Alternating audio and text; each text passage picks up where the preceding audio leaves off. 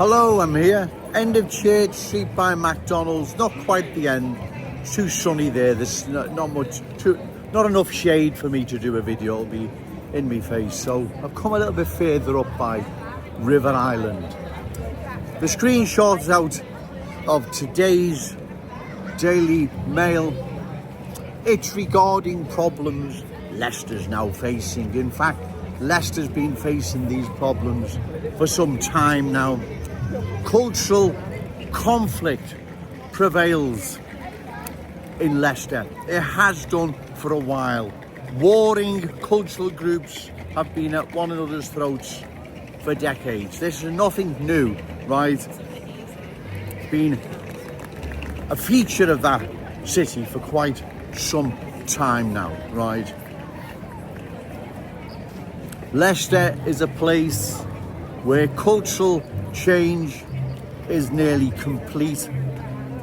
It is not the city it used to be.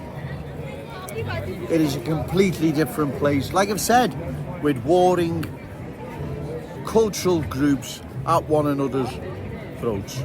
Now, my point being, and as the article says, the most segregated city in Britain. Parallel lives, conflict, fear prevails in that once proud, unique city, right? That's what is happening there now.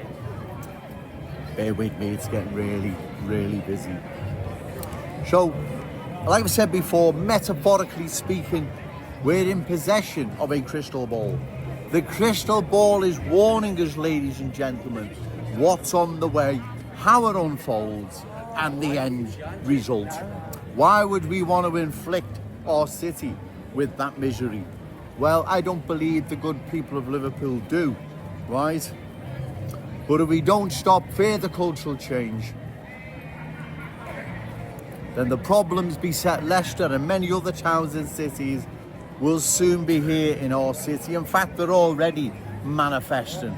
Go to Kensington and Fairfield, you will see a place now, parallel lives, fear, mistrust, a once proud, unique Scouse community that's lost its Scouse status, identity and character.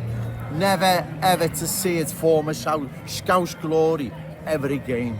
That is a tragedy. But what's even more tragic, if cultural change continues right across our glorious city, here in our cherished city centre, changing more and more long-standing proud Scouse communities into completely different places, like what we see has happened to Leicester, London, Birmingham, Bradford, Manchester. Like I've said, the list is endless, ladies and gentlemen. If we don't stop what is happening here in our glorious city and vote out the reckless politicians, we will go the same way as Leicester, where cultural change will lead to cultural chaos. From cultural chaos comes cultural conflict. Now, don't anyone say to me I'm making this up. It's there for all to see. Everything is there to see. Like I said, metaphorically speaking, we're in possession of a crystal ball, warning us what's on the way, how it unfolds, and the end result. We would be mad, literally mad, not to heed this warning, right? We are being warned. The proof is in the pudding. We know what has happened to other places. We know now what is happening here in our glorious city, our cherished city centre. We know what is happening. It's not Joe Owens making it up. It's real and present. Therefore, ladies and gentlemen, we must oppose further cultural change to our glorious city, or we will undergo the same fate as Leicester and many other unique towns and cities that have undergone profound cultural change, leading to cultural chaos, and now what we see in Leicester, cultural conflict. I'm going to go now, ladies and gentlemen, because it's really getting busy, so Remember, say no to cultural change, yes to Scouse pride. Shout it out loud, Scouse and proud. Okay, thank you. Hello, I'm still here. Church Street, McDonald's End on this glorious, busy, noisy Saturday afternoon. Having walked in and around our cherished city centre since making my last video, cultural change is all around, ladies and gentlemen. Right, our city is changing faster and faster by the day. There is no ifs or buts about this. It is changing. It is changing so fast. Joe Owens can't even keep up with it, and I'm here every day. Unless we oppose further cultural change, ladies and gentlemen, our city will be irreversibly changed, where there is no changing it back. We will lose our Scouse status, our cultural identity, our traditions, our ways, beliefs, values, standards, and they'll be replaced by those new arrivals have brought with them, right?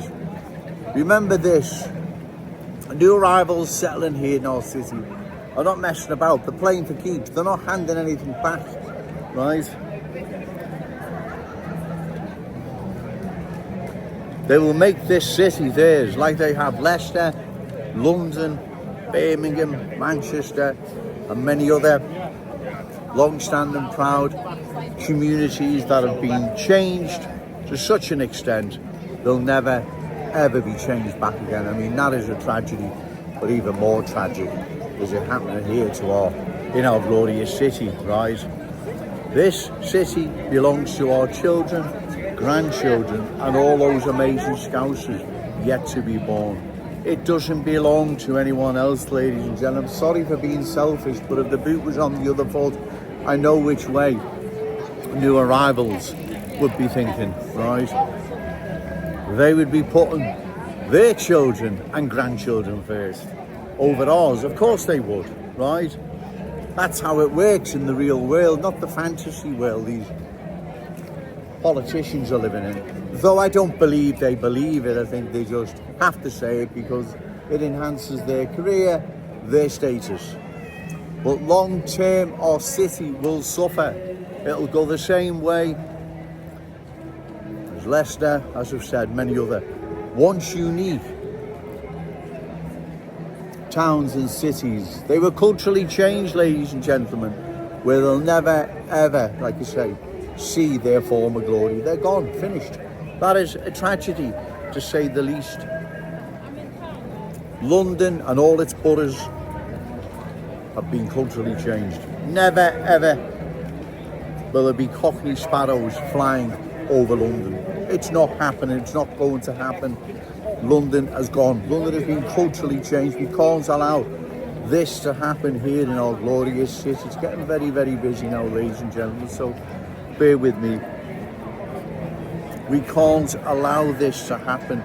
It's not about having any animosity towards anyone, but there is a cultural change underway.